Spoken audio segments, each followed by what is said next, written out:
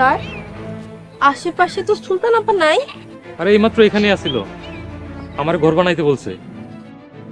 সুলতান আপা তো লতিফের লগে মনের সুখে সংসার করতেছে। না, এটাই তো দুনিয়ার নিয়ম। একজনের হইব সুখের সংসার, আর একজনের কলিজা হইব পুরা ছারখার। তাই আমার সুলতানা অনেক ভালো, আমার সময় দেয়, আমার সাথে কথা কয়, আমার কবিতা শুনে।